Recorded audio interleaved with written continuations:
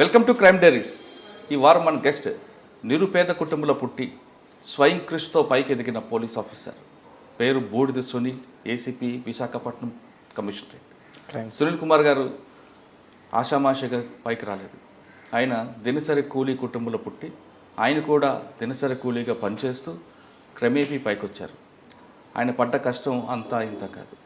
ఆయనకి ఆ ఊర్లోతో పాటు ఆయన ఫ్రెండ్స్ అందరూ కూడా మట్టిలో మాణిక్యం అని పేరు చెప్తారు. అంటే ఎలాంటి జీవన కష్టాలు అంటే మా సినిమా కష్టాల కన్నా మించిపోయిన కష్టాలు కనిపిస్తాయి. కానీ ఆయన పోలీస్ అవ్వాలనుకున్నారు, అయ్యారు. పోలీస్కి ముందు ఆయన కుటుంబ పోషణ కోసం చాలా చాలా పనులు చేశారు. కానీ ఎక్కడ నామోషి పడకుండా తనకన్నా చెప్పుకుంటారు. తర్వాత పోలీస్ అయిన తర్వాత ఆయన కడపలో పనిచేశారు. ప్రస్తుతం విశాఖపట్నంలో ఉన్నారు. అక్కడికి ఇక్కడికి తేడా ఏంటి, ప్రస్తుతం క్రైమ్ ఎలాగుందనే విషయాలతో పాటు ఆయన కుటుంబ నేపథ్యం అంటే తెలుసుకున్నాం. సార్ నమస్తే అండి. నమస్తే సార్. బూడిద సునీల్ గారు sir, ACP CCS Visakhapatnam. Sir మీ బ్యాక్ సైడ్ చూస్తుంటే చాలామంది పోలీసు ప్రతి ఒక్కరు కూడా గ్రామీణ ప్రాంతాలు పుడతాం. నేను అక్కడి నుంచి వచ్చినోడిని, వ్యవసాయ కుటుంబం నుంచి వస్తుంటారు, కొంతమంది రకరకాల బ్యాక్గ్రౌండ్స్ వస్తారు. కానీ మీది చూస్తుంటే అసలు మనం ఊహించిన విధంగా కనిపిస్తుంటాయి. అంత నిరుపేద కుటుంబంలో పుట్టి క్రమేపీ చదువుకొని ఈ స్థాయికి రావడానికి మీరు పడ్డ కష్టంతో పాటు ఇక్కడికి వచ్చిన తర్వాత జరిగే పరిణామాలు చాలా రకరకాలు కనిపిస్తుంటాయి. బ్యాక్గ్రౌండ్ ఉన్న వాళ్ళకి ఒకలాగా ఉంటుంది, బ్యాక్గ్రౌండ్ లేని వాళ్ళకి ఒకలాగా ఉంటుంది. అటువంటి ఏమైనా ఎదుర్కొన్నారా? ఇప్పుడు ప్రస్తుతం విశాఖపట్నం క్రైమ్స్ దీంట్లో పనిచేస్తున్నప్పుడు ఎలాంటి కేసులు వస్తున్నాయి, క్రైమ్ కల్చర్ ఏ విధంగా మారుతుంది, ప్యాటర్న్ ఎలాగ మారుతుంది? ఈ ప్రశ్న సమాధానం చెప్పే ముందు మీ కుటుంబ నేపథ్యం, పోలీసు యూనిఫామ్ వేసుకోవడానికి మీరు పడ్డ కష్టం. సార్ నా పేరు సునీల్, మా నాన్నగారి పేరు కొండ, అమ్మ పేరు రాహెల్. మాది కృష్ణా డిస్టిక్ జగ్గేపేట మండలం బోదవాడ విలేజ్. చిన్నప్పటి నుంచి కూడా అమ్మ నాన్న కూలి పని చేసేవాళ్ళు. కూలి పని చేసేసి నన్ను చదివించారు. చిన్నప్పటి నుంచి కూడా యాక్టివ్గానే చదివేవాడిని. అమ్మకి నాన్నకి ఇద్దరికి కూడా బాగా ఎక్కువ నమ్మకం, నేను బాగా చదువుతానని చెప్పేసి, నా వల్ల వాళ్ళ లైఫ్లు మారుతాయని చెప్పేసి ఎప్పుడు కూడా కాన్ఫిడెంట్గా ఉండేవాళ్ళు. నేను గురుకుల పాఠశాలలో చదివాను, మచిలీపట్నం రుద్రవరం గురుకుల పాఠశాలలో చదివాను. గురుకుల పాఠశాలలో చదివినప్పుడు గురుకులలో మంచి ఫౌండేషన్ ఉంటుంది సార్. అంటే పిల్లలకి స్వయంగా ఎదిగేటటువంటి ఎన్విరాన్మెంట్ అనేది అక్కడ గురుకుల పాఠశాలలో ఉంటుంది. ఆ గురుకుల పాఠశాల ఫౌండేషన్ అనేది నేను సెల్ఫ్గా ఆలోచించడం కోసమైనా, కష్టపడటం కోసమైనా చాలా ఉపయోగపడింది. అక్కడ టీచర్స్ కూడా టీచర్స్గా కంటే పేరెంట్స్గా ఎక్కువ ఉంటారు. వాళ్ళు పేరెంటల్ కేర్ ఉంటుంది గురుకుల పాఠశాలలో. దాని తర్వాత వచ్చేసి ఇంటర్మీడియట్ మా జగ్గేపేటలో చదివాను. చదివిన తర్వాత అక్కడ నాన్న ఇంటర్మీడియట్ అయిపోయిన తర్వాత చనిపోవడం, నాన్న చనిపోయిన తర్వాత మళ్ళీ నేను 1 year చదువు మానేసాను సార్. 1 year చదువు మానేసి మళ్ళీ కూలి పనులకు వెళ్ళాను. కూలి పనులకు వెళ్ళినప్పుడు ఆ తర్వాత అమ్మ బాగా కష్టపడి చదివించిన తర్వాత మళ్ళీ డిగ్రీ చేశాను. డిగ్రీ చేస్తున్నప్పుడే ఒక పూట కాలేజీకి వెళ్ళేవాడిని, ఇంకొక పూట పార్ట్ టైం స్కూల్ టీచర్గా పనిచేస్తూ తర్వాత ఈవినింగ్ పూట ట్యూషన్లు చెప్పుకునేవాడిని. డిగ్రీ అయిపోయిన తర్వాత మళ్ళీ హైదరాబాద్ వెళ్ళాను. హైదరాబాద్ వెళ్ళి బ్యాంక్ దానికి సంబంధించి ప్రిపేర్ అయిన తర్వాత అక్కడ ఒరిజినల్ సర్టిఫికేట్స్ ఒక అతను తీసాడు. ఒరిజినల్ సర్టిఫికేట్స్ అన్నీ కూడా రూమ్మేటే ఫ్రెండ్ నా దొంగతనం చేసాడు. ఒరిజినల్ సర్టిఫికేట్స్ అన్నీ తీసేసి వాడింగ్ చేసుకుంటాడండి. ఆటలతో తను జాబ్ చేశాడు. అరే అంటే నా ఐడెంటిటీని కొట్టేసి తను జాబ్ చేశాడు అన్నట్టు. అక్కడ ఒరిజినల్ సర్టిఫికేట్స్ మిస్ అవ్వడం, తర్వాత నేను బ్యాంక్ ఇంటర్వ్యూకి సెలెక్ట్ అయితే నాకు ఆ ఒరిజినల్ సర్టిఫికేట్స్ టయానికి అందకపోవడం, లేకపోవడం వల్ల నేను డూప్లికేట్ సర్టిఫికేట్స్ పట్టుకొని పోవడం, వాటి వల్ల నేను బ్యాంక్ జాబ్ మిస్ అవ్వడం. ఇంకా ఆ తర్వాత వచ్చేసి సిమెంట్ ఫ్యాక్టరీలో జాయిన్ అయ్యాను. సిమెంట్ ఫ్యాక్టరీ ఫస్ట్ గుజరాత్లో పనిచేసాను సార్ 1 year. ఆ తర్వాత వచ్చేసి మళ్ళీ జగ్గేపేటలోనే మా ఊర్లోనే సిమెంట్ ఫ్యాక్టరీ ఉంటే అక్కడ నుంచి ఇక్కడికి ట్రాన్స్ఫర్ అయ్యాను. అక్కడ ఒక 4 years పనిచేశాను. ఆ సిమెంట్ ఫ్యాక్టరీలో పనిచేస్తున్నటువంటి టైంలోనే మ్యారేజ్ చేసుకున్నాను. మీ మ్యారేజ్ కూడా ఎర్లీ ఏజ్. అది సినిమా స్టైల్లో ఉంటుంది కదా. మీరు అంటే మీ ఇద్దరు పరిచయం ఎలా జరిగింది? ఇద్దరం కూడా అంటే ఫస్ట్ తను నాకు తెలుసు సార్. నేను స్కూల్లో టీచర్గా పనిచేసేటప్పుడు తను చూసిన తర్వాత నేను మా పేరెంట్స్కి చెప్పాను, తను వాళ్ళ పేరెంట్స్కి చెప్పింది. ఇద్దరు పేరెంట్స్ అందరూ కూడా మాట్లాడుకొని కుదిరిచ్చి చేశాను. కానీ మీ పెళ్లి సమయానికి మీకు ఉద్యోగం కూడా కరెక్ట్ లేదట కదా? అంటే సిమెంట్ ఫ్యాక్టరీలో ఉద్యోగం అంటే చిన్న ఉద్యోగం. పెళ్లి సమయానికి ఉద్యోగం లేదు. బట్ నేను బాగా చదువుతానని, కంపల్సరీగా ఏదో ఒక కష్టపడి ఎలాగైనా బాగా చూసుకుంటాడని నమ్మకం అమ్మాయికి ఉండేది. Okay, super. దానివల్ల తన వాళ్ళ పేరెంట్స్ని ఒప్పించుకుంది. వాళ్ళ పేరెంట్స్ కూడా వచ్చి ఎంక్వైరీ చేసుకుంటే ఊర్లో వాళ్ళు కూడా టెస్ట్ మనీస్ కూడా ఉంటాయి సార్. ఆ టెస్టిమనీస్ని బట్టి వాళ్ళు కూడా డిసైడ్ అయిపోయి మ్యారేజ్ చేశాను. మ్యారేజ్ చేసిన తర్వాత 2012లో మ్యారేజ్ అయింది. 2013 ఏప్రిల్కి ఫస్ట్ బాబు పుట్టాడు. ఫస్ట్ బాబు పుట్టినప్పుడు ఆ ఫస్ట్ బాబుకి బ్లైండ్గా పుట్టాడు అనమాట. అంటే కళ్ళు ఫామ్ అవ్వలేదు, తర్వాత బ్రెయిన్ కూడా సరిగా వర్క్ అవ్వదు. అట్లా పుట్టిన తర్వాత ఇంకా అబ్బాయి పెరిగే క్రమంలో ఫైనాన్షియల్ స్ట్రగుల్స్ అనేవి చూసాను సార్. చూసినప్పుడు ఆ సిమెంట్ ఫ్యాక్టరీలోనే ఉంటే ఆ బాబుని ఫ్యూచర్లో సరిగ్గా చూసుకోలేము, తన నీడ్స్కి సరిపడా అన్నీ అందించలేమని చెప్పేసి కేవలం బాబు కోసమే మళ్ళీ ఆ సిమెంట్ ఫ్యాక్టరీ జాబు మా వైఫ్కి, అమ్మకి, తర్వాత మా పేరెంట్స్కి అందరికీ చెప్పేసి నేను జాబ్ మానేస్తాను, నాకు కొంచెం ఒక అవకాశం ఉండి చదువుకుంటానని చెప్పేసి వాళ్ళని అడిగాను. వాళ్ళు కూడా ఎక్కడ కూడా హెసిటేట్ చేయలేదు, తర్వాత వద్దు అనే మాట కూడా అనలేదు. అనకుండా వాళ్ళు కూడా నువ్వు చదువుకో బాబు అని చెప్పేసి అని మా వైఫ్ వాళ్ళ పేరెంట్స్ ఎవరైతే ఉన్నారో వాళ్ళు, అంటే అత్త మామ, మా మామయ్య బి వెంకటేశ్వర్లు అని చెప్పేసి ఆర్టీసీ డ్రైవర్గా పనిచేస్తాడు, అత్త వెంకటరామమ్మ. అక్కడ మా ఊరికి 15 కిలోమీటర్స్ దూరం ఉంటుంది వాళ్ళ ఊరు. వాళ్ళిద్దరూ చెప్పారనమాట. వాళ్ళ నాన్న నాతో ఒక మాట అన్నాడు, నాకు బాగా గుర్తు. పెళ్ళైన తర్వాత నీ భార్య కానీ ఆ అమ్మాయి నీకు పెళ్ళి కాకముందు, పెళ్ళైన తర్వాత నా కూతురే, నేను చూసుకుంటాను, ఇబ్బంది లేకుండా మీరు చదువుకోండి. ఫుల్ సపోర్ట్ ఇచ్చారు, బాగా సపోర్ట్ ఇచ్చారు. చాలా మంచోడు కూడా, అంటే నేను చూసినటువంటి మంచోళ్ళలో నెంబర్ 1 మంచోడు. చాలా మంచోడు. అంటే హ్యూమన్ బీయింగ్స్లో ఇటువంటి వాళ్ళు ఉంటారా అనిపిస్తుంది ఆ మెంటాలిటీ చూస్తే. ఎప్పుడు కోపం చూడలేదు ఆయనకి. నాకు తెలిసి ఒక 10 ఇయర్స్ ఆయన బ్రతుకున్నారు, రీసెంట్గా చనిపోయారు లాస్ట్ ఇయర్. 10 ఇయర్స్లో నేను ఎప్పుడు ఆయన ఫేస్లో కోపం చూడలేదు. ఆయన మంచిగా సపోర్ట్ చేశారు. సపోర్ట్ చేసేసేసి నేను 2 ఇయర్స్ ప్రిపేర్ అయినప్పుడు హైదరాబాద్లో వాళ్ళ పేరెంట్సే మా వైఫ్ని, 2 పిల్లల్ని, అప్పటికి 2 అబ్బాయి కూడా పుట్టాడు, 2 పిల్లల్ని కూడా వాళ్ళే పెంచారు. మంచి సపోర్ట్ ఇచ్చారు. అక్కడ ప్రిపేర్ అయినప్పుడు మళ్ళీ అక్కడ హాస్పిటల్లో, అంటే నేను అక్కడ ప్రిపేర్ అవుతున్నప్పుడే మెయిన్స్ ఎగ్జామ్ రాశాను, రిజల్ట్ కూడా రాలేదు. అప్పుడు మా వైఫ్ వాళ్ళ ఫాదర్కి యాక్సిడెంట్ అయ్యి తను ఒక 48 డేస్ కోమాలో ఉన్నాడు. కోమాలో ఉంటే మళ్ళీ నేను ప్రిపరేషన్ వదిలిపెట్టేసి హాస్పిటల్కి వచ్చాను. విజయవాడ ఆంధ్ర హాస్పిటల్, గొల్లపూడి హాస్పిటల్లోనే 48 డేస్ నేను కూడా ఉన్నాను.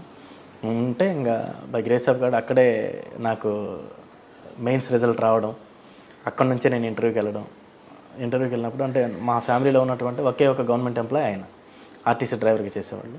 ఆయన రికవర్ అవుతుంటే ఇంకా ఆయనకి ఒక కాలు, ఒక చెయ్యి పడిపోయింది యాక్సిడెంట్లో, పక్షవాతం టైప్ వచ్చేసింది. పడిపోయిన తర్వాత ఆయన పడిపోయిన వెంటనే దేవుడు మళ్ళీ నాకు వెంటనే జాబ్ ఇచ్చేసి ఫ్యామిలీని రికవర్ చేశాడు. ఫస్ట్ పోస్టింగ్ ఎక్కడ? First posting Kadapa sir. Okay. Training అయిన తర్వాత ఫస్ట్ కడప వెళ్ళారు. కడపకు ముందు కూడా మీకు ట్రైనింగ్ ఎక్కడ తీసుకున్నారు? కడప ముందు ట్రైనింగ్ అనంతపూర్లో జరిగింది సార్. 1 ఇయర్ ట్రైనింగ్ అక్కడ జరిగింది. తర్వాత నెక్స్ట్ వచ్చేసి గ్రే హౌండ్స్ ట్రైనింగ్ 3 months చేసాం వైజాగ్ సిటీలోనే. నెక్స్ట్ వచ్చేసి ప్రాక్టికల్ ట్రైనింగ్లో భాగంగా నేను చిత్తూరులో పనిచేశాను సార్. నెక్స్ట్ వెస్ట్ గోదావరి చేశాను. First posting Kadapa. First posting Kadapa. Okay. మీరు చిన్న స్థాయి నుంచి ఆ స్థాయికి వచ్చారు. అంటే 1 రోజు 2 రోజులు కదా, మీరు వైకుంఠపల్లిలోకి సడన్గా ఎక్కలేదు, ప్రతి స్టెప్ ఎక్కుకుంటూ వచ్చారు. మీరు యూనిఫామ్ వేసుకున్న తర్వాత మీ మామగారికి కానీ మీ అమ్మగారు కానీ ఏమన్నారు? ఫస్ట్ నేను యూనిఫామ్ వేసుకున్నప్పుడు చూసింది మా తమ్ముడు చూశాడు. నా బ్రదర్, నాకు తమ్ముడు ఉన్నాడు. నా బ్రదర్ చూసి నేను యూనిఫామ్ వేసుకొని తనకు కనపడగానే ఏడ్ చేశాడు. అంటే ఫ్యామిలీలో కూడా, మన ఫ్యామిలీ కూడా యూనిఫామ్ వేసుకుంటారా, దేవుడి అదృష్టం ఇచ్చాడని చెప్పేసి. తర్వాత మా అమ్మ ఏడ్చింది, మా వైఫ్ ఏడ్ చేసింది. ఆయన కూడా, ఆయన అప్పటికి నేను యూనిఫామ్ వేసుకున్న టయానికి ఆయన పక్షవాతంతో ఉన్నారు. పక్షవాతం ఉన్నా సరే నేను యూనిఫామ్ వేసుకుని ఆయన కనపడినప్పుడు ఆయన లేసి సెల్యూట్ చేశారు. ఓకే. కానీ మీ ఊర్లో అప్పటికే మిమ్మల్ని తక్కువ అంచనా వేసి చులకన చేసే వాళ్ళందరూ ఏమన్నారండి?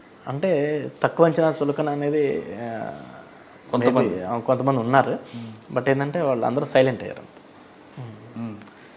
మేబీ వాళ్ళు కూడా ఒక రీజన్ ఏమో, వాళ్ళు చూసే చూపులు కానీ, వాళ్ళ కామెంట్స్ కానీ, వీళ్ళందరికీ ఆన్సర్ అనేది మనం రిజల్ట్తోనే ఇవ్వాలి కానీ ఇంకా మాటలు.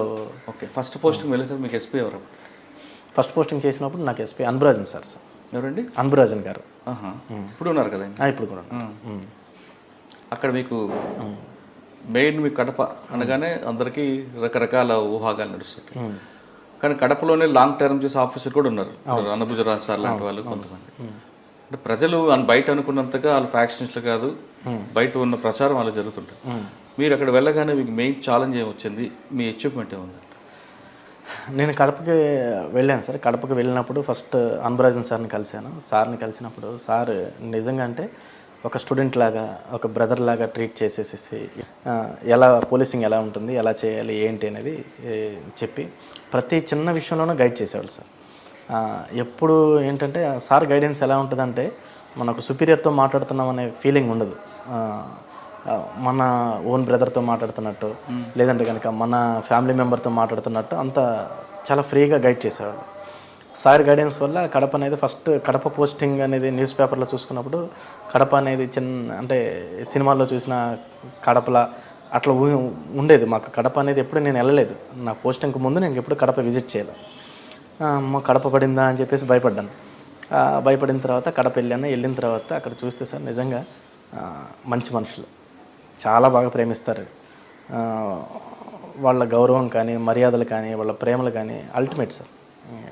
అంటే నాకు తెలిసి నేను ఏ ఏరియాలో చూడలేదు. ఇప్పుడు స్టేట్ అంతా కూడా దాదాపుగా అన్ని ఏరియాల్లో ఏదో రకంగా తిరిగాను, ఫ్రెండ్స్ కోసమో, పోస్టింగ్ల వల్ల ఫ్రెండ్స్ ఇట్లా తిరిగాను, కానీ కడపలో ఉన్నంత ప్రేమ అనేది నేను ఎక్కడ చూడలేదు సార్. మీకు బాగా నచ్చిన కేసు చెప్పండి, అక్కడ మీ ద్వారా డిటెక్ట్ అయిన కేసు. అంటే నేను కడపలో ఉన్నప్పుడు మధ్యప్రదేశ్ దొంగలు కడపకు వచ్చారు సార్. మధ్యప్రదేశ్ నుంచి దొంగలు పడ్డారు. వచ్చేసి వాళ్ళు ఏంటంటే ఈ సిమెంట్ ఫ్యాక్టరీలు, తర్వాత ఎక్కడైతే ఆర్టీపీపీ అని చెప్పేసి రాయలసీమ థర్మల్ పవర్ ప్లాంట్, ఇటువంటి క్వార్టర్స్ ఎక్కడైతే ఉంటాయో ఎంప్లాయీస్ ఉండేటటువంటి క్వార్టర్స్ని టార్గెట్ చేసుకొని వాళ్ళు దొంగతనాలు చేసేవాళ్ళు సార్. దొంగతనాలు చేస్తే వరుసగా 3 ఫ్యాక్టరీల్లో, ఒకటి ఆర్టీపీపీలో, తర్వాత జువారీలో, ఇంకొకటి వచ్చేసి వేరే ఫ్యాక్టరీలో 3 చోట్ల కూడా అదే దొంగలు వచ్చేసి దాదాపుగా ఒక 70-80 లక్షల పైన దొంగతనం చేసుకొని వెళ్ళిపోయారు.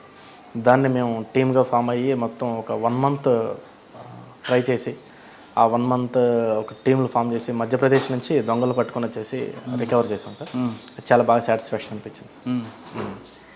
అంటే లైక్ కాకి సినిమాలో వాళ్ళు రాజస్థాన్ వెళ్తారు, మా టీం మధ్యప్రదేశ్ వెళ్ళారు. మీరు వెళ్ళారా? నేను వెళ్ళలేదు సార్, మా టీం. ఓకే, ఇంకా ఏమన్నా గుర్తుంది? కడపలో ఉన్నప్పుడు ఇంకా అంతా కూడా కేసులు అంటే నార్మల్ కేసులే ఉంటాయి సార్. అనుకున్నంత సెన్సేషనల్ కేసులు ఉండదు సార్. అంటే బయట చెప్పుకున్నంత అట్లా ఉండదు. అంటే కడపలో వెళ్ళి ఎవరైనా 1 మంత్ ఉంటే వాళ్ళు పూర్తిగా వాళ్ళ పర్సెప్షన్ అంతా మారిపోద్ది సార్. సాధారణంగా ప్రతి పోలీస్ ఆఫీస్ ఫస్ట్ పోస్టింగ్లో విజిబుల్ పోలీసింగ్ ప్రయారిటీ ఇస్తారు. అవును. Morning peak time, evening peak టైంలో పబ్లిక్లో తిరగాలని. అంటే పోలీస్ కనబడితే ఒక ధైర్యం ఉంటుంది ప్రజలకి. ఆ విధంగా మీరు తిరిగారు కడపలో? కడపలో బాగా తిరిగాను సార్. నేను ఎప్పుడు విజిబుల్ అంటే జనాల్లో ఉండడం అనేది నాకు ఎక్కువ ఇష్టం, ఆఫీస్లో కంటే కూడా. ఫస్ట్ కడపకి వెళ్ళగానే రాయల్ ఎన్ఫీల్డ్ సౌండ్ వచ్చేటటువంటి సైలెన్సర్లు ఏవైతే ఉన్నాయో, ఒక 500-600 బైకులకి అన్నిటికీ సైలెన్సర్లు పీకేసేసేసి వాళ్ళందరికీ నోటీసులు ఇచ్చేసి, అంటే దానివల్ల చిన్నపిల్లలు, హార్ట్ పేషెంట్స్ అవి డగ్గ సౌండ్ చేసుకుంటూ వెళ్ళిపోతూ ఉంటారు. అంటే అవి ఒరిజినల్ సైలెన్సర్లు కాకుండా మోడిఫైడ్ సైలెన్సర్లు పెడతారు సార్. ఆ సైలెన్సర్లన్నీ కూడా వాళ్ళకి తీసేయించి కౌన్సిలింగ్లు చేసినప్పుడు జనాలు, ముసలివాళ్ళు ఎక్కువ మంది అప్రోచ్ అయ్యారు సార్. సార్ కడప ఇప్పుడు చాలా ప్రశాంతంగా ఉంది, ఈ సౌండ్ లేకుండా ఉంది, నైట్ హ్యాపీగా నిద్రపోతున్నాం అని చెప్పేసి వచ్చి చెప్పినప్పుడు చాలా సంతోషం అనిపించింది. విజిబుల్గా బాగా తిరిగేవాళ్ళం సార్. తర్వాత ట్రాఫిక్ సెట్ చేయడం కానీ, ఆటో వాళ్ళని యూనిఫామ్లో ఏం చేసేసి ఆటోలన్నీ కూడా రోడ్డు మధ్యలో పార్కులు చేయకుండా ఏంటంటే డైలీ పోలీసింగ్ అనేది బాగా చేసేవాళ్ళం. హ్యాపీగా ఉండేది. ఓకే. జనాలు అప్రోచ్ అయినప్పుడు కూడా వాళ్ళ లవ్ అండ్ కేర్ చాలా బాగుంటుంది. తర్వాత కడపలో మీకు ఇటువంటి చేస్తున్నప్పుడు పొలిటికల్ ప్రెజర్ రాలేదా? మా వాళ్ళ బండిని ఆపద్దు అటువంటిది? కడపలో సార్, కడపలో ఉన్నటువంటి పొలిటీషియన్స్ గొప్పతనం ఏంటంటే వాళ్ళు పోలీసింగ్లో ఇన్వాల్వ్ అవ్వరు సార్ పెద్దగా. దేంట్లో అవుతారు అంటే మా విషయాలు అసలు, అంటే నాకు పోలీసింగ్ తెలుసు సార్. వాళ్ళు ఎప్పుడు కూడా పోలీసింగ్లో ఇన్వాల్వ్ అయ్యి సార్ అట్లా చేయండి ఇట్లా చేయండి అని చెప్పేసి చెప్పరు. ఆఫీసర్కి ఫ్రీడమ్ ఇస్తారు. తర్వాత కామన్ పీపుల్ ఎవరైనా వాళ్ళని అప్రోచ్ అయినప్పుడు వాళ్ళు ఒక ఫోన్ చేస్తారు, సార్ ఇట్లా ఎవరో ఇబ్బంది పడుతున్నారంటే ఒకసారి చూడండి సార్. వాళ్ళు చెప్పే ఒకే మాట, సార్ ఇట్లా ఇబ్బంది ఉందంట చూడండి అనే చెప్తారు. కానీ ఇలాగే చేయండి, ఇటువైపే చేయండి అని నాకు ఏ రోజు ఫోన్ రాలేదు సార్. నేను 1 year చేశాను, ఏ రోజు ఫోన్ రాలేదు. కడపలో మీరు మోటివేషన్ క్లాసులు ఎందుకు తీసుకున్నారు? మోటివేషన్ క్లాసులు ఎందుకు తీసుకున్నాను అంటే సార్, ఇప్పుడు నేను పూర్ బ్యాక్గ్రౌండ్ నుంచి వచ్చాను. తర్వాత నేను చదువుకునేటప్పుడు నాకెవరు సపోర్ట్ లేక, నాకు ఎట్లా చదవాలి, ఏం తెలియక నేను దాదాపు ఒక 6 months వరకు కన్ఫ్యూజన్లో ఉండిపోయాను. అంటే అసలు కాంపిటేటివ్ ఎగ్జామ్స్ ఎట్లా ప్రిపేర్ అవ్వాలో తెలియక అకాడమిక్స్ లాగా చదివేవాడిని. అంటే నార్మల్గా ఇంటర్మీడియట్ డిగ్రీ చదివినట్టే చదివినప్పుడు అదనేది కరెక్ట్ కాదు, అట్లా చదవడం కరెక్ట్ కాదని చెప్పేసి అనిపించడం. తర్వాత కొన్నిసార్లు నేను ప్రిపేర్ అవుతున్నప్పుడు కూడా నేను ఏమైనా రాంగ్ డెసిషన్ తీసుకొని వచ్చానా, ఇట్లా ప్రిపరేషన్లో నాకు జాబ్ వస్తుందా రాదా, అసలు నేను ఇట్లా ప్రిపేర్ అవ్వడం కరెక్టేనా అని చెప్పేసి డౌట్లతో ఉండేసి కొన్నిసార్లు ప్రిపరేషన్ ఆపేద్దామని కూడా నాకు అనిపించేది. అందుగురించి అట్లా ఎవరైతే ప్రిపరేషన్ కోసం పూనుకున్న పిల్లలు ఎక్కడ కూడా ఆగకూడదు. తర్వాత ఈ జాబ్ అనేది నా లైఫ్ని ఎంత మార్చిందో నాకు తెలుసు. కాబట్టి పేద పిల్లలు ప్రిపేర్ అయ్యేటప్పుడు వాళ్ళు ఏ రీజన్ చేతనే ఆగిపోతే వాళ్ళ లైఫ్లో కూడా ఆగిపోతాయనే ఉద్దేశంతో కంపల్సరీగా పిల్లలు ప్రిపేర్ అవుతున్నారంటే నేను మ్యాక్సిమం వాళ్ళ దగ్గరికి వెళ్ళి ఎంత కొంత మాట్లాడటానికి ట్రై చేస్తాను సార్. అచ్చా, అందు గురించి. ఓకే. అంటే ఈ మోటివేషన్తో పాటు ఎక్కువ సోషల్ యాక్టివిటీకి ఎక్కువ ప్రయారిటీ ఇస్తారట కదా? సోషల్ యాక్టివిటీస్ అంటే ఎక్కువగా ఇది సార్ బుక్స్. ఎందుకంటే నేను ప్రిపేర్ అయ్యేటప్పుడు బుక్స్ గురించి ఇబ్బంది పడ్డాను. నేను నా ప్రిపరేషన్లో నేను ఏవైతే ఇబ్బందులు ఫేస్ చేశానో అటువంటి ఇబ్బందులు చదువుకునే పిల్లలు ఫేస్ చేస్తే కనుక కంపల్సరీగా ఏదో రకంగా అంటే నేను చేయగలిగితే నేను చేయడం కానీ, లేదంటే కనుక నాకు తెలిసిన వాళ్ళు ఎవరన్నా కొంచెం వెల్ ఆఫ్ పర్సన్స్ ఉన్నప్పుడు వాళ్ళని మోటివేట్ చేసేసి ఇట్లా వాళ్ళకి ఆ పిల్లల్ని పరిచయం చేసి వాళ్ళకి బుక్స్ ఇప్పించడము, లేదంటే కనుక తర్వాత నెంబర్ ఆఫ్ కోచింగ్ ఇన్స్టిట్యూట్స్ నాకు పరిచయం ఉంటాయి సార్. ఎందుకంటే పిల్లలకి మోటివేషన్ క్లాస్కి వెళ్తూ ఉంటాను. ఇన్స్టిట్యూట్స్ పరిచయం ఉన్నప్పుడు అక్కడికి వెళ్ళినప్పుడు వాళ్ళతో నేను రిక్వెస్ట్ చేసుకొని పేద పిల్లలు ఎవరైతే ఫీజులు కట్టలేని వాళ్ళు ఉంటారో వాళ్ళని కోచింగ్లకు పంపించడం. వాళ్ళు కూడా అంటే నేను పంపించడం గొప్పతనం కాదు కానీ సార్ వాళ్ళు రిసీవ్ చేసుకుంటారు. రిసీవ్ చేసుకొని కంపల్సరీగా సునీల్ సార్ చెప్పారంటే కంపల్సరీగా వీళ్ళు పేదోళ్ళు ఉంటారు, జెన్యూన్ ఉంటారని ఒక నమ్మకం వాళ్ళకు ఉండి చాలామందికి పిల్లలకి అట్లా ఫ్రీగా కోచింగ్లు ఇచ్చారు సార్. Okay sir. కడప తర్వాత అక్కడ నుంచి మళ్ళీ మదర్కి క్యాన్సర్ రావడం వల్ల అక్కడ నుంచి నేను ట్రాన్స్ఫర్ చేయించుకొని ఇక్కడ అనకాపల్లి వచ్చాను సార్. అనకాపల్లి 1.5 year చేశాను. 1 year 5 months దాదాపుగా చేశాను సార్. ఇంకా అక్కడ నుంచి మళ్ళీ వైజాగ్ వచ్చాను. ఓకే. కడపలో వచ్చిన తర్వాత మీకు బాగానే ఉంది మోటివేషన్ అంతా. అనకాపల్లి మీ కెరీర్లో ఒక పెద్ద పడే అవకాశం ఉంటుంది. ఎందుకంటే ఆ ఇష్యూ ఏం జరిగింది అసలు?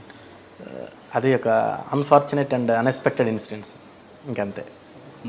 కానీ వెహికల్ తీసుకోవడం అన్నది దాంట్లో మీరు రావడం అన్నది కరెక్ట్ అంటారా? లేదు మీకు తెలియకుండా ఇన్స్పెక్టర్ ఇచ్చిన వెహికల్ని మీకు తెలియకుండా కూడా జరగచ్చు కదా? ఇదంతా కూడా ఇంకా అన్ఫార్చునేట్ సార్. ఇది దీని గురించి నేను మాట్లాడదలుచుకోలేదు. ఓకే. కానీ అనకాపల్లిలో రియల్ ఎస్టేట్ వివాదాలు దాంట్లో ఎక్కువగా తలదూర్చారనేది ఒక వార్త ఉంది సార్. ఇప్పుడు ఏంటంటే సార్ మీరే పర్సనల్గా తీసుకొచ్చి వాళ్ళని మాట్లాడేవారని, కొంతమంది రౌడీలు మీరే లాఠీతో కాళ్ళు ఎరగొట్టేవారని.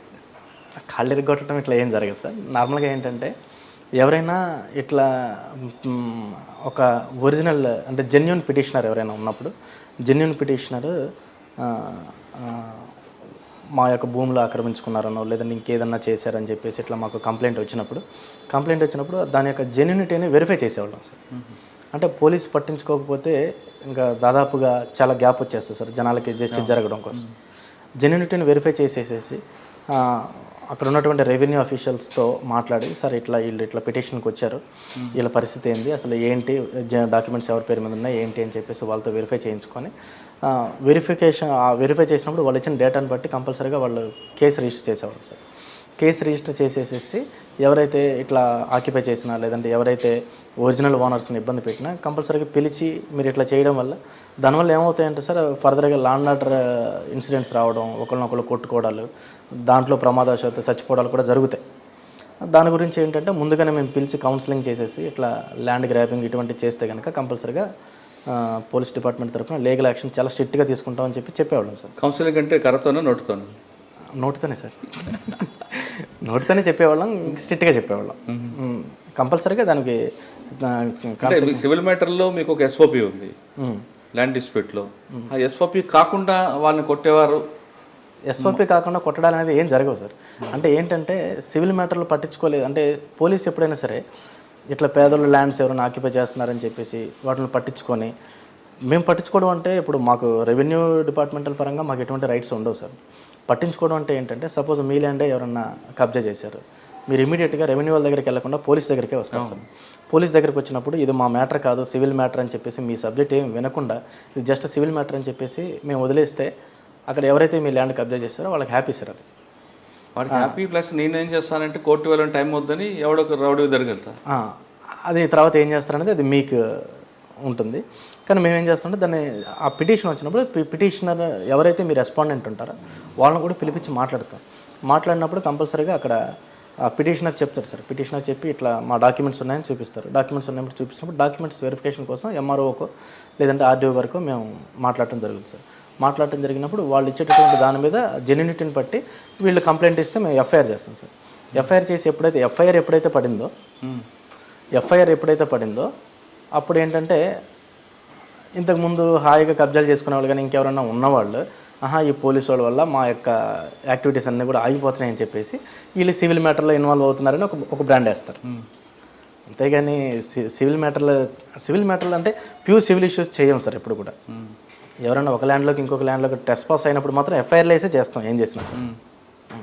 ఓకే, కానీ అనకాపల్లి సివిల్ మ్యాటర్లో మీరు ఇన్వాల్వ్ అవ్వలేదు మీరు అంటున్నారు, కానీ సివిల్ మ్యాటర్లో ఇన్వాల్వ్ అవ్వబట్టే కొంతమంది మీ బాధితులందరూ ఒక సంఘంగా ఏర్పడి మీరు ఎక్కడ దొరుకుతారని వాచ్ చేస్తున్నారు, కరెక్ట్గా ఆ టైంలో వాళ్ళకి ఈ పాయింట్ దొరకడంతో వాళ్ళు ఎక్స్పోజ్ చేశారు బాగా అనేది ఒక వాదన ఉంది, వాస్తవం అంటారా? అది నాకు తెలియదు సార్. నేనైతే నా దగ్గరకు వచ్చిన పిటిషనర్ని జెన్యున్గా ఎంక్వైరీ చేస్తాం. ఏ పిటిషనర్ వచ్చినా సరే జెన్యున్గా ఎంక్వైరీ చేసి కన్సర్న్ డిపార్ట్మెంట్స్కి లెటర్లు రాస్తాం సార్. కన్సర్న్ డిపార్ట్మెంట్స్కి లెటర్లు రాసి ఆ డిపార్ట్మెంటల్ యొక్క రివ్యూ తీసుకున్న తర్వాత వాళ్ళు కంప్లైంట్ ఇస్తే కేసు కట్టి మాత్రమే దానికి ముందుకెళ్ళేవాళ్ళు. ఇట్లా ఎప్పుడైతే మేము కేసులు రిజిస్టర్ చేయడం స్టార్ట్ చేసామో ఈ ల్యాండ్ గ్రాబర్స్ మీద, అప్పటి నుంచి మేబీ మీరు అనుకున్నది వాళ్ళు ఏమన్నా అట్లా ఫీల్ అయ్యారో నాకైతే తెలియదు. నేను ఎప్పుడు కూడా నా గురించి ఏమనుకుంటున్నారు ఏంటి అనేది నేను ఎప్పుడు అడగలేదు సార్. నాకైతే తెలియదు. మరి మేబీ సొసైటీ మీ చేతులు తన్నులు తిన్న వాళ్ళందరూ కూడా ఒక సంఘంగా ఏర్పడి మీకు జరిగిన సంఘటన దాన్ని ఎక్కువగా బ్లోఅప్ చేశారనేది అది నాకు తెలియదు సార్.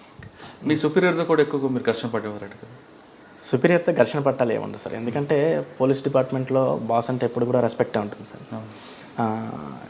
ఒక సుపీరియర్ ఆఫీసర్ ఏదైతే ఇన్స్ట్రక్షన్స్ ఇస్తారో కంపల్సరీగా మా ఆఫీసర్ యొక్క ఇన్స్ట్రక్షన్స్ మేము ఫాలో అయ్యేవాళ్ళం. ఇప్పుడు అక్కడ అన్బరాజన్ సార్ మమ్మల్ని చాలా బాగా చూసుకున్నారు. తర్వాత ఇక్కడ అనకాపల్లి వచ్చాక Krishnarao sir, Krishnarao sir SP గారు ఉన్నప్పుడు ఎస్పీ గారు చాలా బాగా గైడ్ చేసేవాళ్ళు. చాలా ప్రతి విషయాన్ని ఇట్లా ఉంటుంది పోలీసింగ్ అని నేర్పించేవాళ్ళు. తర్వాత విషయం చెప్పినప్పుడు దానికి ఎట్లా చేయాలనేది చాలా బాగుండేది sir. Krishnarao sir, Anbarajan sir, Gautami Shali madam కూడా మంచిగానే గైడ్ చేసేవాళ్ళు సార్. అంటే మాకు ఘర్షణలు అయితే ఏం లేవు సార్. సీనియర్ ఆఫీసర్ ఎప్పుడు చెప్పింది అంతే కదా సార్. అది పోలీస్ డిపార్ట్మెంట్లో మస్ట్ అండ్ షుడ్గా senior officer and equal to guard అన్నట్టు అంతే. కానీ అనకాపల్లిలో మీరు లక్షల రూపాయలు సంపాదించారు అన్నది ఒక ఆరోపణ ఉంది. లక్షల రూపాయలు సంపాదించారనే ఆరోపణే సార్ అది, అంతే. ఇంకా లక్షల రూపాయలు సంపాదించుకుని అంటే మీరు అన్నట్టు ఇందాక ఎవరైతే ఈ ఒక గ్రూప్లో నా మీద ఫామ్ అవ్వవు సార్. ఆ గ్రూప్లో అంతా నాతో ఫ్రెండ్లీగా ఉంటారు. అది కరెక్ట్ కాదు సార్. అనకాపల్లి మీకు బాగా మెమరబుల్ కేసు చెప్పండి. అనకాపల్లిలో మెమరబుల్ కేసులు చాలా ఉంటాయి సార్. ఎందుకంటే అనకాపల్లిలో గాంజాయికి ఇది ట్రాన్సిట్ రూట్ కదా సార్. గాంజాయి ముద్దాయిల్ని ఎక్కువ పట్టుకునేవాళ్ళం. తర్వాత అనకాపల్లిలో మంచి మెమరబుల్ ఇన్సిడెంట్స్ ఏంటంటే వరల్డ్ లార్జెస్ట్ గాంజా డిస్ట్రక్షన్ అనేది 2 times చేసాం సార్.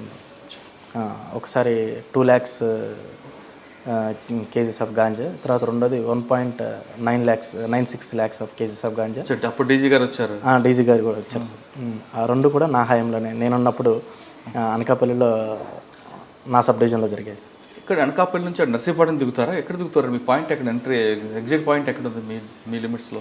మా లిమిట్స్ ఇప్పుడు నర్సీపట్నం దాటిన తర్వాత రోలుగుంట, రావికమ్మతం ఇవి కూడా అనకాపల్లి లిమిట్స్లో జాయిన్ చేశారు సార్. వాళ్ళు నర్సీపట్నం నుంచి ఒకవైపు దిగుతారు. తర్వాత మాడుగుల రూట్లో పాడేరు నుంచి కిందకి వచ్చే రూట్ ఉంటుంది కదా, అక్కడ అప్పుడు కృష్ణారావు సార్ ఉన్నప్పుడు చెక్ పోస్టులు పెట్టేసి డైలీ కేసులు పట్టుకునే వాళ్ళం, పెద్ద పెద్ద మొత్తాల్లో పట్టుకుని గాంజా మీద చేసిన వర్క్ అనేది చాలా ఎక్కువ సాటిస్ఫాక్షన్ ఇచ్చింది సార్. కానీ అనకాపల్లి రోడ్ యాక్సిడెంట్స్ ఎక్కువ ఉంటాయి కదా? అనకాపల్లి రోడ్ యాక్సిడెంట్స్ నేనున్నప్పుడు రోడ్ యాక్సిడెంట్స్ అయ్యాయి సార్. ఎందుకంటే అప్పుడు నేనున్నప్పుడు హైవే కన్స్ట్రక్షన్ జరుగుతుంది సార్. కన్స్ట్రక్షన్ జరగటం వల్ల కొంచెం యాక్సిడెంట్స్ జరిగేవి. ఇప్పుడు హైవే కూడా ఏంటంటే అక్కడ కొన్ని చోట్ల సర్వీస్ రోడ్డు ఫెసిలిటీ లేకపోవడం అనేది రోడ్ యాక్సిడెంట్కి, తర్వాత హైవేకి ఆనుకొని ఎక్కువ ఉంటాయి సార్, విలేజెస్ ఎక్కువ ఉంటాయి. దానివల్ల అంటే వాళ్ళు అవగాహన కల్పించారు. అవేర్నెస్ మీటింగ్లు ఎప్పుడు పెడతా ఉండేవాళ్ళం. తర్వాత ఎప్పుడు ఈవినింగ్ విజిబుల్ పోలీసింగ్లో కూడా విలేజెస్కి వెళ్ళి, తర్వాత మహిళా పోలీసులు అందరికి కూడా చెప్పేసి వాళ్ళని కూడా అవేర్నెస్ ఇవ్వమని చెప్పేసి అక్కడ వాళ్ళ విలేజెస్లో అందరికి పెద్ద మనుషులు వచ్చిన ప్రతిసారి కూడా మస్ట్ అండ్ షుడ్గా చెప్పేవాళ్ళం. ఎవరన్నా కేసుల గురించి వచ్చినప్పుడు యాక్సిడెంట్ అయినటువంటి ఈ ఇన్సిడెంట్ సీసీ కెమెరా ఫుటేజెస్ కూడా చూపించేవాళ్ళు. ఇట్లా అవుతున్నాయండి చెప్పండి మీ విలేజెస్లో, మేము కూడా చెప్తున్నాం అని చెప్పేసి అవేర్నెస్ బాగా ఇచ్చాం. Okay sir. అనకాపల్లిలో పొలిటికల్ ఒత్తిడి బాగా ఉంటుందని, అక్కడ ఉన్న నా ఎమ్మెల్యే అవ్వచ్చు, మన మినిస్టర్ అవ్వచ్చు, ఏదో రకంగా పోలీస్ మీద ఒత్తిడి ఉంటుందని చాలామంది అంటుంటారు. ఆ కల్చర్ ఉందా, మారిందంటారు? సార్ ఎప్పుడు కూడా పొలిటికల్ ఒత్తిడి అనేది, ఇందాక కడప గురించి కూడా మీరు అడిగారు, ఏంటంటే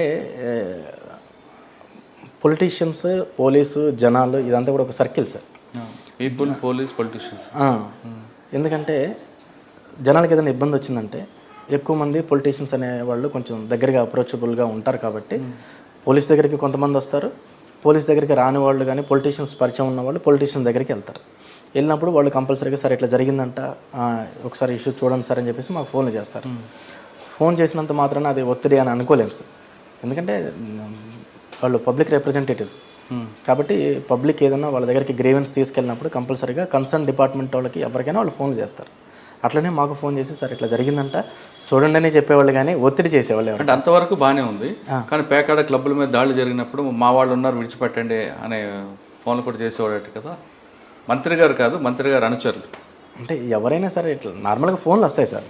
ఫోన్లు వచ్చినంత మాత్రాన మనం దాన్ని ఆ ఫోన్ని గ్రాంటెడ్గా తీసుకొని వాళ్ళు చెప్పింది చేయం. పోలీస్ ఏంటంటే ఎవరైనా అడుగుతారు. ఇప్పుడు సపోజ్ బైక్ మీద వెళ్తుంటే హెల్మెట్ పెట్టుకోకుండా పోతున్నప్పుడు ఎవరైనా మనం పట్టుకుంటే ఆ పర్సన్ కూడా రిక్వెస్ట్ చేస్తాడు. అంటే మరి పబ్లిక్ నుంచి ఒత్తిడి ఉందని చెప్పేసి అనుకోవాలా? కాదు కదా సార్. అనకాపల్లి ఇంకొక క్రైమ్ ఉంటుందంటే బల్లాట అంటారు, దాని మీద మీ ఫోకస్ ఏం చేస్తారు? బల్లాట సార్ మ్యాక్సిమం మేము ఉన్నప్పుడు బల్లాటలో అంటే గౌతమిశాలి మేడం గారు అయినా సరే, కృష్ణారావు గారు అయినా సరే, అనకాపల్లిలో ఏవైతే సాంస్కృతిక కార్యక్రమాలు జరుగుతూ ఉంటాయో ఈ సాంస్కృతిక కార్యక్రమాలు జరిగినప్పుడు పాతకాలంలో బల్లాటలు జరిగాయి సార్. కానీ ఇప్పుడు మేము వచ్చిన తర్వాత ఇన్సిడెంట్స్ లేవు సార్. అవి కానీ అది ఎక్కడో జరుగుతుంది, ఎందుకంటే అది పూర్తిగా ఆర్గనైజ్డ్ క్రైమ్. అది అక్కడ ఉండేవాడు ఎవడో ప్లేయర్ ఉంటాడు, కానీ మిగతా అంతా పెద్ద బాంబే లెవెల్ నడుస్తుంటుంది. అసలు మీరు మూలాలకు ఎప్పుడైనా టచ్ చేస్తారా? టచ్ చేసాం సార్.